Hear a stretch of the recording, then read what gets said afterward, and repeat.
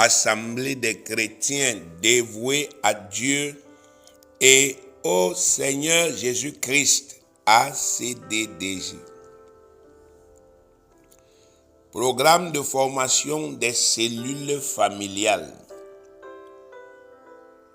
Premier enseignement. Titre: La vraie communion avec Dieu est le secret du succès familial. La vraie communion avec Dieu est le secret du succès familial. Par Rank Abraham, serviteur fidèle et dévoué du Seigneur Jésus-Christ. Bien-aimés, aujourd'hui nous lançons officiellement notre programme de formation des cellules familiales. L'objectif de ce programme est que la parole de Dieu vive réellement dans nos différentes familles, afin que les membres de ces diverses familles de l'ACDDJ soient réellement formés, transformés et métamorphosés par l'enseignement et la pratique des clés fondamentales de la parole de Dieu.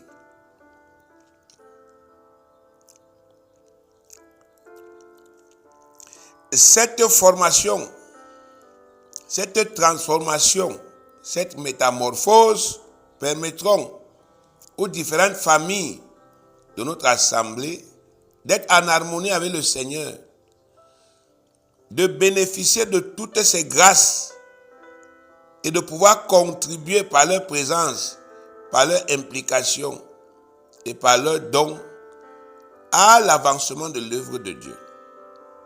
Dieu veut que vous puissiez participer à l'avancement de son œuvre.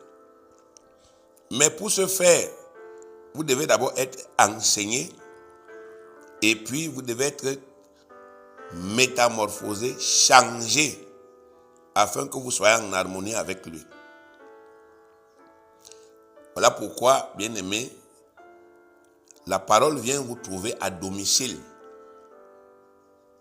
Vous n'avez plus besoin de vous déplacer. Vous n'avez qu'à vous rassembler à la maison, d'écouter la parole et de travailler la parole en famille. Et, n'est-ce pas, effectivement, d'être honnête, et Dieu fera le reste. La parole de Dieu contient beaucoup de secrets simples qui permettent aux croyants humbles de bénéficier de ces grâces abondantes et de prospérer dans ce monde malgré les œuvres du diable. Je reprends. La parole de Dieu contient beaucoup de secrets simples qui permettent aux croyants humbles de bénéficier de ces grâces abondantes et de prospérer dans ce monde malgré les œuvres du diable. Ces secrets en question sont des clés facilement compréhensibles et applicables par tous. Donc dans la parole de Dieu, il y a des clés que nous appelons des secrets, les secrets de la bénédiction. Ce sont des clés simples que chacun peut comprendre. Même si tu n'as pas fréquenté, tu peux comprendre ces clés. Tu peux les comprendre et tu peux les appliquer. Lisons, n'est-ce pas, un extrait de Lévitique 26. Lévitique chapitre 26, verset 3 à 12. Lévitique chapitre 26, verset 3 à 12. Si vous suivez mes lois, si vous gardez mes commandements et les mettez en pratique, je vous enverrai des pluies en leur saison.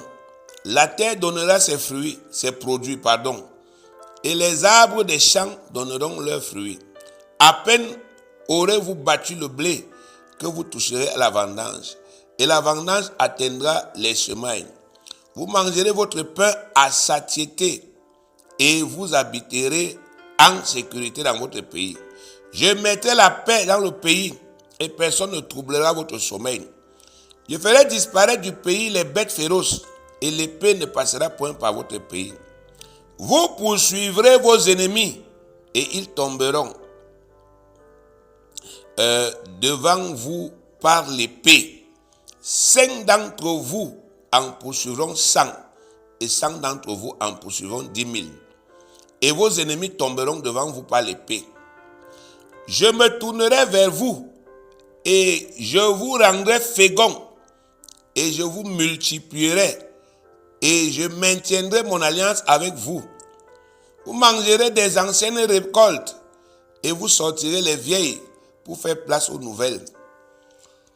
J'établirai ma demeure au milieu de vous et mon âme ne vous aura point en horreur. Je marcherai au milieu de vous, je serai votre Dieu et vous serez mon peuple. Voilà un extrait de Lévitique chapitre 26. Premièrement, Dieu dit qu'il y a des lois spéciales qu'il a personnellement instituées pour que son peuple les connaisse et les pratique rigoureusement. C'est la première information qu'il y a dans ce texte que nous venons de lire. Il y a des lois. Dieu est un Dieu de lois. Et les lois là, ce n'est pas les lois du pasteur. Les lois là, ce n'est pas les lois de l'ACD. Les lois là, c'est les lois de Dieu. C'est les lois qui sont dans la parole de Dieu. Et c'est Dieu lui-même qui a inventé ces lois. Ce n'est pas le pasteur. Donc inutile de souvent avoir un mauvais cœur ou bien des mauvais sentiments vis-à-vis d'un homme de Dieu parce qu'il vous rappelle les lois. Les lois, c'est les lois de Dieu. Si vous voulez vous fâcher contre quelqu'un, fâchez-vous contre Dieu. Inutile de vous énerver quand on vous réprimande. Ce sont les réprimandes de Dieu. C'est Dieu, n'est-ce pas, effectivement, qui a établi ces lois. Donc si la loi là te juge, ça t'a jugé. Si la loi là te gronde, ça t'a grondé. C'est toi que ça a grondé, ce n'est pas quelqu'un. Si la loi là te parle dur, c'est à toi que ça parle dur. Ce n'est pas à quelqu'un d'autre.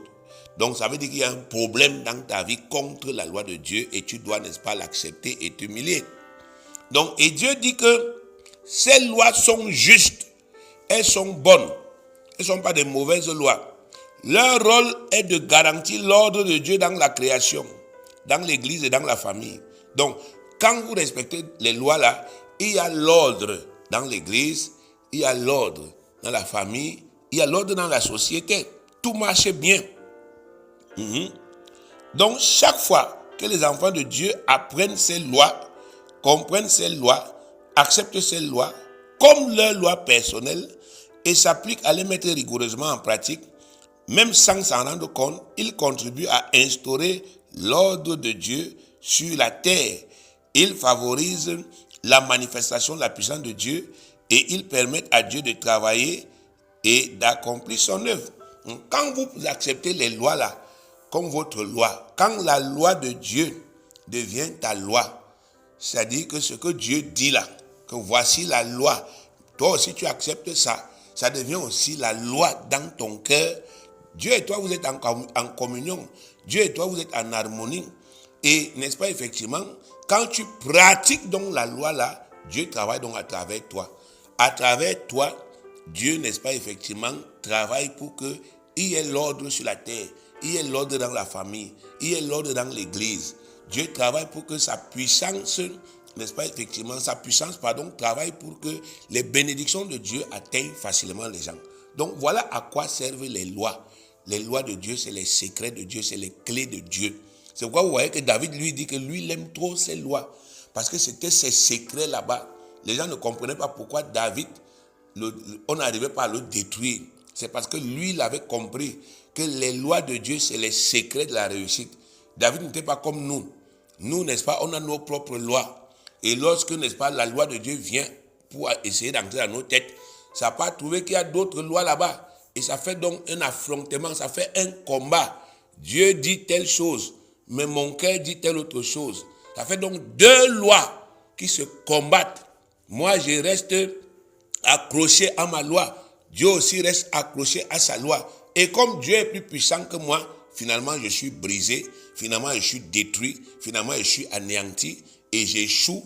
Mais personne ne va savoir que c'est parce que j'ai résisté à la loi de Dieu. Donc, la première chose, c'est que vous devez savoir qu'il y a les lois et que les lois là, c'est les secrets.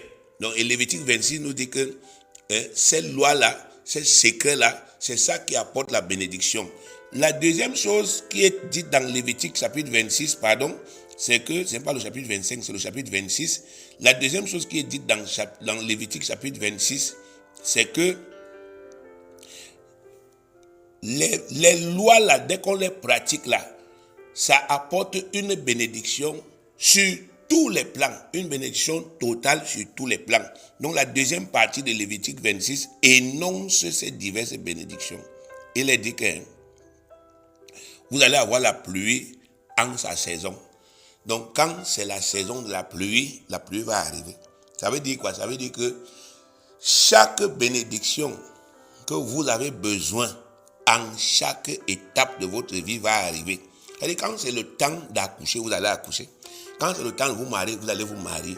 Quand c'est le temps d'avoir l'argent, vous allez avoir l'argent. Quand c'est le temps d'avoir le travail, vous aurez le travail. C'est ça qu'il dit là. Il dit, la terre donnera ses produits et les arbres des champs donneront leurs fruits. Donc, les lois là dit, quand tu les pratiques, les lois là ont un pouvoir sur la terre.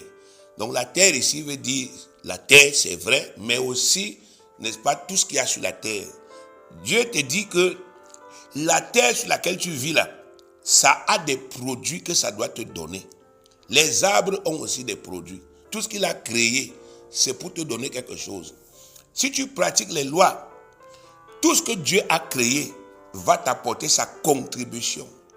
Même l'homme que tu vois au quartier, qui est ton voisin que tu ne connais pas, il va apporter sa contribution. Même ton bailleur, à qui tu dois, tu n'as pas encore payé pour l'instant, il va apporter sa contribution en disant, je ne te persécute pas. Parce que la loi de Dieu va travailler en ta faveur. À peine aurez-vous battu le blé que vous toucherez la vendange. Ici, n'est-ce pas, effectivement, il te parle de l'ampleur de cette bénédiction. Et la vendange atteindra les semailles. Il en est dit que tu vas faire plusieurs types d'investissements. Donc tu vas avoir le champ de blé, mais tu vas aussi avoir le champ de vignes, là où tu récoltes les raisins. Tu vas aussi avoir l'élevage des porcs, tu vas avoir l'élevage des poissons. Il dit que les choses là, chacune de ces choses va produire son fruit. Donc tu récoltes ici, tu finis, tu pars de l'autre côté, tu finis, tu pars de l'autre côté. Ça va se succéder comme ça, comme un cycle, bénédiction après bénédiction dans chacune de tes entreprises. Il dit, vous mangerez votre pain à satiété, vous serez rassasiés, donc vous n'aurez pas faim. Vous habiterez en sécurité dans votre pays, donc personne ne va vous menacer chez vous. Personne ne va venir vous détruire chez vous. Il va mettre ses anges pour vous protéger. Je mettrai la paix dans le pays et personne ne troublera votre sommeil. Vous comprenez ce que ça veut dire? Je ferai disparaître du pays les bêtes féroces et l'épée ne passera point par votre pays. Donc il va refuser qu'il y ait la guerre. La guerre que vous entendez là, l'épée c'est une arme de guerre. Donc il va refuser que l'épée, la guerre entre dans votre famille, la guerre entre dans votre maison. Vous voyez que les familles là où il y a les guerres là, c'est parce que les gens ont mis Dieu de côté avec ses lois. Vous poursuivrez vos ennemis, ils tomberont devant vous par l'épée. 5 d'entre vous en poursuivront 100 et 100 d'entre vous en poursuivront 10 000 et vos ennemis tomberont devant vous par l'épée. Donc il dit, même si vous êtes en infériorité numérique, donc vos ennemis sont nombreux, mais c'est vous qui allez les poursuivre, c'est vous qui allez les pourchasser. Ce n'est pas eux qui vont vous pourchasser, ce n'est pas eux qui vont, n'est-ce pas, effectivement vous persécuter. Je me tournerai vers vous, je vous rendrai fécond, je vous multiplierai, je maintiendrai mon alliance avec vous. Donc il dit, bien-aimés, vous n'allez pas être stérile. Il ne sera pas contre vous, mais il sera toujours avec vous. Vous mangerez les anciennes récoltes et vous sortirez les vieilles pour faire place aux nouvelles. Vous comprenez? J'établirai ma demeure au milieu de vous et mon âme ne vous aura point en horreur. Dit, je vais habiter dans vos maisons, dans vos familles, dans vos assemblées. Et mon cœur, mon âme ne sera pas dégoûté de vous. Mon âme va vous prendre en joie. Je serai content de vous. Vous allez me faire plaisir. Je marcherai au milieu de vous. Je serai votre Dieu et vous serez mon peuple. Donc il va assumer.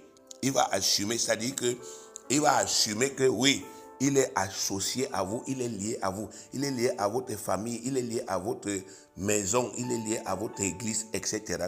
Et il va accepter, n'est-ce pas, effectivement, que ce que lui, il est, que cela soit aussi votre partage. Donc, nous voyons ici que la portée de cette bénédiction est, bien aimée, très, très grande. Ce sont des bénédictions qui concernent tous les aspects de nos vies.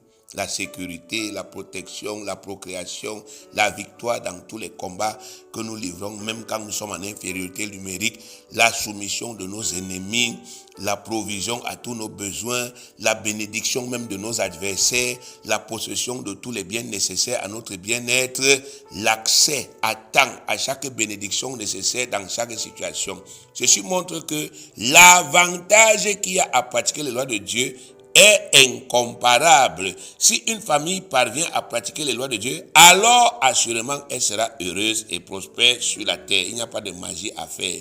Si vous voulez que votre famille prospère, bien aimé, pratiquez les lois de Dieu honnêtement. Pratiquez ça rigoureusement. Ne trichez pas, ne volez pas, ne mentez pas. Pratiquez les lois de Dieu. Comme on a décidé de créer les cellules familiales là, vous êtes entre vous là-bas dans la famille. Soyez honnêtes, vous-même, chacun devant Dieu. Soyez honnêtes envers Dieu et soyez honnêtes les uns avec les autres, afin que, effectivement, Dieu vous bénisse. Donc, quand nous on va regarder cette année, on va regarder chaque famille. On va voir Lévitique chapitre 26. On voit une famille, on cherche la maladie, il n'y a pas. Une famille, on cherche les échecs, il n'y a pas. Une famille, on cherche la mort, il n'y a rien. On cherche, n'est-ce pas, les blocages, il n'y a pas. On voit seulement les témoignages.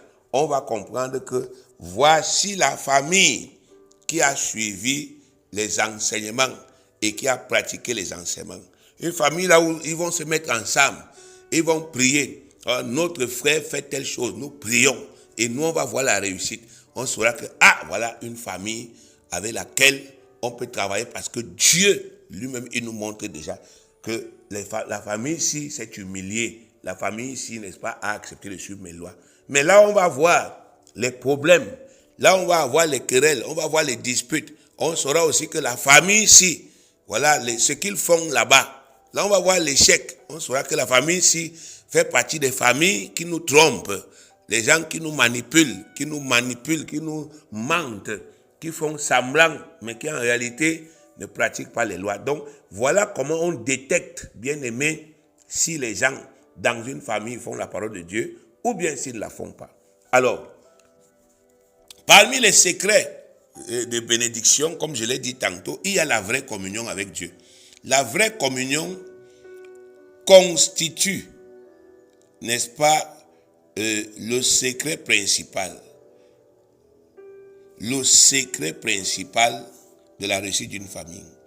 La vraie communion avec Dieu, c'est-à-dire la vraie union de cœur, la vraie union de pensée avec lui, est le principal secret de la réussite d'une famille avec Dieu, bien-aimé. Si une famille veut réussir avec Dieu, bien-aimé, le secret principal, c'est la vraie communion. Si une famille chrétienne veut vraiment réussir avec Dieu, le secret, c'est la vraie communion, c'est-à-dire la vraie unité de cœur, la vraie unité de pensée. Alors, on va lire ce que Dieu dit à ce sujet. Allons dans Jean 15. On lit à partir du verset 1. Jean chapitre 15. Je suis le vrai cep et mon père est le vigneron. C'est Jésus-Christ qui parle. Je suis le vrai cep et mon père est le vigneron. Tout sarment qui est en moi et qui ne porte pas de fruits, il le retranche. Et tout sarment qui porte du fruit, il l'émonde afin qu'il porte encore plus de fruits. Bien aimé, ici, le cep, c'est quoi? Le cep, c'est le tronc d'un arbuste qu'on appelle la vigne. Le cep, c'est le tronc. Vous connaissez qu'on appelle le tronc d'un arbre, non? Donc, l'arbuste qui porte la vigne, qui porte les raisins, l'arbuste qui porte les raisins. Vous connaissez le raisin, non? C'est qu'on fait le vin avec son arbuste, là, on appelle ça la vigne. Et le tronc de la vigne, c'est le cep. Ici, bien aimé, c'est cette image-là que Jésus-Christ porte. Que Jésus-Christ, n'est-ce pas, utilise. Le cep, c'est donc le tronc de l'arbuste qui porte les raisins. Et le vigneron, c'est le propriétaire du champ de vigne. Celui qui a planté, n'est-ce pas, effectivement, sa vigne. Les sarments, c'est les branches qui sont rattachées au cep, c'est-à-dire au tronc. Le verbe émonder Émonder le sarment, c'est couper tout ce qui est collé au sarment, mais qui ne produit rien. Bon, les gens qui font par exemple le cacao là, quand vous allez dans le champ de cacao de quelqu'un, vous allez voir qu'il émonde ses cacaoyers. C'est-à-dire, il visite les cacaoyers et il voit qu'il y a ce qu'on appelle les faux bourgeons. C'est-à-dire les choses qui ont poussé sur le cacaoyer, mais ça ne produit rien. Mais ça prend la sève. Ça se nourrit avec la sève. Donc quand le planteur arrive dans son champ, il voit ça sur le cacaoyer, il coupe les faux bourgeons là, hein, bien aimé. On dit qu'il est en train de émonder son cacao pour que effectivement toute la sève c'est la vie, hein, la sève c'est la vie. Donc c'est comme le sang de l'arbre. Donc toute la sève là, n'est-ce pas, aille seulement dans les branches qui ont les fruits et que ça nourrisse ces branches-là. C'est ça, émonder. Alors, la première affirmation du Seigneur Jésus-Christ ici, bien aimé, elle est capitale pour la construction d'une vraie communion. C'est très important ce que Jésus vient de dire ici. Il vient de dire, je suis le cep. Jésus est le cep, c'est-à-dire le tronc. Sa position fait de lui l'unique canal par lequel la vie de Dieu passe pour nous atteindre. De la même manière que la sève qui est fabriquée par les racines de l'arbre passe par le tronc pour atteindre les branches, de la même manière la vie abondante de Dieu passe par Jésus-Christ pour nous atteindre. C'est Jean 10, le voleur ne vient que pour dérober, égorger, détruire. Moi, Jésus, je suis venu afin que les brebis aient la vie et qu'elles soient dans l'abondance. Donc, seulement en comprenant ça, je suis le cep. Nous savons que si quelqu'un se coupe de Jésus, donc s'il coupe la communion, il se coupe de la source de vie abondante et il va logiquement commencer à sécher jusqu'à ce qu'il meure. C'est le cas, bien aimé, de tous ceux qui sont dans vos familles là et qui ont coupé la communion avec le Seigneur Jésus. Nous savons que ce sont vos enfants, nous savons que ce sont vos frères, et que vous avez l'impression que non. Quand il s'agit de vos enfants ou bien de vos frères, la parole de Dieu, on peut la truquer. Mais c'est bien que Dieu vous rappelle ça, que Jésus est le cep. Votre enfant qui a décidé que lui, il ne fait plus ce que Jésus demande.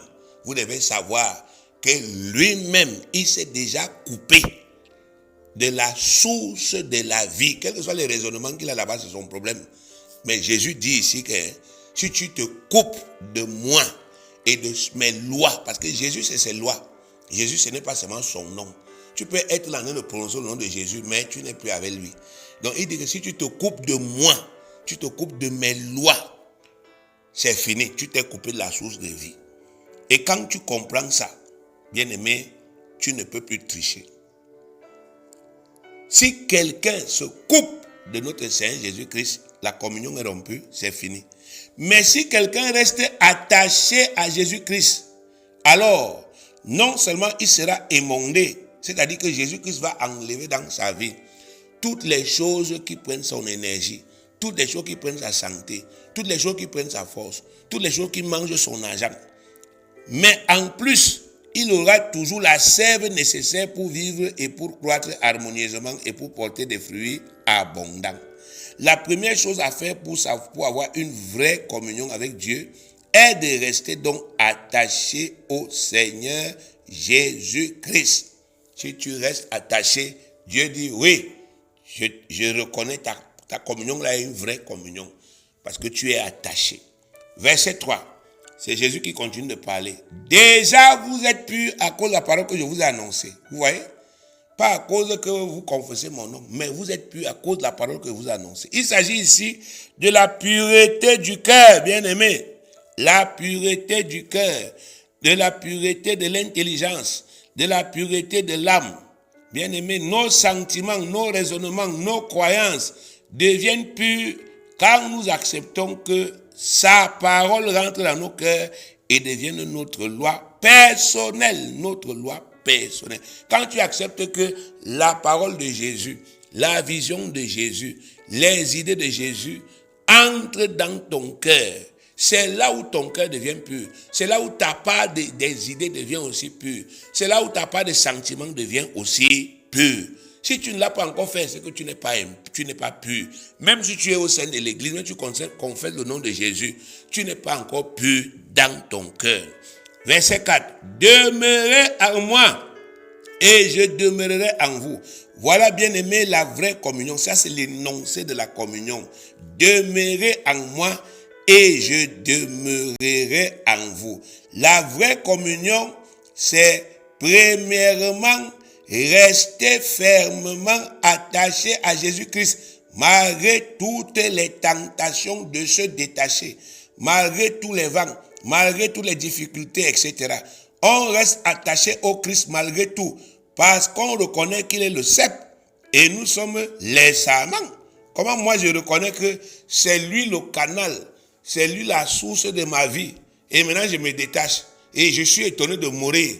Pendant que je suis en train de mourir, il dit, mais je suis en train même de mourir, pourquoi Jésus? Il dit, mais parce que tu t'es détaché, tu as rompu la communion. On reste attaché à sa vision qu'il nous a donnée, à son appel qu'il nous a adressé, vous comprenez? On ne reste pas seulement attaché au nom, je confesse au nom de Jésus, non. On reste attaché à la vision qu'il nous a donnée, à l'appel qu'il nous a adressé. On reste attaché à ces lois qu'il nous a prescrites. Jésus nous a donné des lois, les lois pour la famille, les lois pour la société, les lois pour l'église, il nous a donné. Et en retour, lui aussi reste attaché à nous, malgré tout, envers et contre tout. Même quand nous sommes défaillants, c'est-à-dire même quand nous sommes faibles. Faible ne veut pas dire malhonnête. Faible veut dire à un moment donné, c'est tellement difficile qu'on faiblit. C'est comme dans une course. Tu cours. Mais si tu es en train de courir, c'est parce que tu vas arriver. Mais il arrive à un moment que le corps lui-même te dit que je ne peux plus. Tu es fatigué, le rythme va baisser, etc. La cadence va baisser. Parfois, les autres sont en train de courir, toi tu seras en train de marcher. Parfois, tu peux t'arrêter, tu t'assois quelque part. Parce que tu es faible, tu es défaillant, c'est normal. Mais la Bible dit que même quand tu es défaillant, Jésus reste là. Quand tu décides de t'arrêter parce que tu es trop fatigué, tu t'assois un peu pour souffler. Jésus s'assied avec toi. Il reste avec toi, il reste attaché avec toi. Parce que, bien aimé, il reconnaît que tu es en communion avec lui, tu es attaché à lui. Il reste attaché à nous, même quand nous sommes dans la détresse. Parce que la vie que nous menons là, parfois, ça nous amène dans les détresses. Parfois, nous faisons des mauvais choix et ça nous amène dans les détresses. Mais Jésus reste attaché à nous. Il reste attaché à nous, même quand nous sommes délaissés. Délaissés. C'est-à-dire, on se retrouve que, bon, on a commencé un projet avec X, Y, Z personnes, mais tout le monde a fui. On se retrouve dans la famille, que, bon, on a commencé un programme pour que la famille se porte bien. Après, les gens abandonnent. Mais quand nous restons attachés à la parole de Dieu, quand nous restons attachés aux lois de Jésus, Jésus aussi reste là avec nous. Même si tu es seul, il reste là avec toi. Il reste avec nous, il nous délivre, il nous revitalise, il nous fait accéder à toutes les bénédictions de Dieu, qu'il a rachetées par son sacrifice. Et voilà pourquoi nous gagnons le combat finalement. Poursuivons la lecture. Comme le sarment, on est toujours au verset 4, comme le sarment ne peut de lui-même porter du fruit s'il ne demeure attaché au cep, ainsi vous ne le pouvez non plus si vous ne demeurez en moi. Ici, Jésus nous dit que il est impossible à qui que ce soit parmi nous de porter des fruits s'il se détache volontairement de Jésus-Christ. Vous voyez ce que je disais tantôt. Parce que dans nos familles, là, on cautionne. Ah non, parce que c'est ta mère. Tu crois que comme c'est ta mère, n'est-ce pas, effectivement, la parole de Dieu va changer parce que c'est ta mère. Donc ta mère, elle se détache du Seigneur. Ton frère, lui, se détache. Ta soeur ne fait plus. Mais ton enfant décide de ne pas faire. Mais toi, tu penses que non. Tu vas faire des prières de magie et puis il sera béni. Ce n'est pas vrai. Ce ne sera jamais vrai. Si tu veux, n'est-ce pas, effectivement, être béni, tu dois rester attaché. Il dit que personne ne peut porter de fruits s'il se détache volontairement de moi. Il n'y a pas de débat là-dessus. C'est un fait. Et chacun de nous qui est déjà pur dans son cœur, c'est-à-dire qui est déjà honnête intellectuellement, le reconnaît et ne se trompe pas par des faux raisonnements du genre, je sais que Jésus, je sais que je ne suis pas en communion avec Jésus, mais il va me comprendre. Il sait, n'est-ce pas, effectivement, ce qui se passe dans ma vie, il va me comprendre, il va me bénir. Ce n'est pas possible. Quelqu'un qui est pur dans sa tête, pur dans ses logiques, il est déjà honnête, il ne peut pas accepter un genre de raisonnement comment parce qu'il sait que c'est faux. Verset 5. Je suis le cep, vous êtes les sarments. Celui qui demeure en moi et en qui je demeure porte beaucoup de fruits, car sans moi vous ne pouvez rien faire. La communion, vous demeurez en lui et lui aussi demeure en vous. Verset 6. Si quelqu'un ne demeure pas en moi, il est jeté dehors comme le sarment et il sèche. Puis on ramasse les sarments, on les jette au feu et ils brûlent. Ici, bien aimé, le Seigneur répète les mêmes vérités. Donc, il a déjà dit ça une fois, mais il le redit une deuxième fois. Il le redit même une troisième fois. Bien aimé, ceci c'est pour nous attester que ce qu'il a en train de dire là, c'est invariable, ça ne peut pas changer. Ça ne peut pas, vous ne pouvez pas changer, ni moi ni vous. C'est un arrêt de Dieu. C'est Dieu qui a décidé que c'est comme ça que ça doit se passer. Et personne ne peut changer cela. Genèse 41, verset 32 dit ceci. Genèse 41, verset 32. Si Pharaon a vu le songe se répéter une seconde fois, c'est que la chose est arrêtée de la part de Dieu et que Dieu s'est hâtera de l'exécuter. La chose est déjà arrêtée. C'est fini, c'est un arrêt. C'est donc inutile, bien aimé, d'essayer de changer quelque chose que Dieu a déjà arrêté. Dieu a dit que c'est comme ça que ça doit se passer. Toi, tu luttes pour changer ça, pourquoi? Quelle est cette idée qui vient dans ta tête pour te dire, essaye de changer les lois, essaye de changer les commandements, essaye de changer l'ordre. Pourquoi tu veux changer l'ordre? Pourquoi tu veux changer les lois à tout prix? Alors que c'est un arrêt. Si tu es honnête, tu vas arrêter et tu vas simplement te conformer avec douceur et tu seras béni. Verset 7. Si vous demeurez en moi et que mes paroles demeurent en vous, demandez ce que vous voudrez et cela vous sera accordé. Le contraire, l'inverse est aussi vrai. Si vous ne demeurez pas en moi et si mes paroles ne restent pas dans vos cœurs, ne demandez rien parce que rien ne vous sera accordé. Et c'est vrai. La réciproque est vraie. Si vous demeurez en communion avec moi, vous restez attaché à moi, à ma parole, à mes lois, à mon appel, à ma vision. Alors demandez ce que vous voudrez et Dieu, mon Père, va vous accorder cela. Une des lois que Dieu a instituées pour exaucer nos demandes, c'est que chacune de nos prières soit d'abord en accord avec sa parole. Donc Dieu a dit que je n'exauce que les prières, je n'écoute que les prières qui sont en accord avec ma parole, avec ma vision, avec mon église, avec mes lois, avec mes principes. Si tu respectes ça, j'écoute. C'est 1 Jean chapitre 5 verset 14. Nous avons auprès de lui cette assurance que si nous demandons quelque chose selon sa volonté, il nous écoute. Ça veut dire par exemple dans le cadre d'un foyer, si toi tu ne respectes pas la loi que Dieu a prescrite pour le foyer, ne prie pas. Il ne peut pas t'écouter. Il faut d'abord que tu respectes cette loi, que tu acceptes cette loi et que tu pries selon cette loi. Si tu es l'enfant, respecte la loi des enfants. Tu es la femme, respecte la loi des femmes. Tu es le mari, respecte les lois des maris. Tu es le frère, respecte les lois des frères dans la famille. Et quand tu vas prier, Dieu va t'écouter. Donc, si le Seigneur Jésus-Christ dit ici, demandez ce que vous voudrez, cela vous sera accordé, ça veut dire que, bien aimé, ça veut dire que quand vous êtes vraiment en communion avec Dieu, quand vous êtes vraiment en communion avec le Seigneur, vos pensées et ses pensées sont en parfaite harmonie. Vous êtes en harmonie. Vos désirs et les désirs du Seigneur sont en harmonie. Votre vision des choses et la vision du Seigneur sont en harmonie. Vos activités, les activités que vous faites tous les jours, ça travaille pour l'accomplissement des projets du Seigneur sur la terre. Vos demandes rencontrent obligatoirement son approbation et il vous exauce naturellement, quelle que soit la grandeur de ce que vous lui demandez. C'est tout. Donc quand vous êtes en communion avec lui, ce que vous pensez et ce que lui pense, c'est la même chose. Vous êtes en harmonie, vous êtes en bon terme, vous êtes en union de cœur, union des sentiments, union des pensées, union des visions.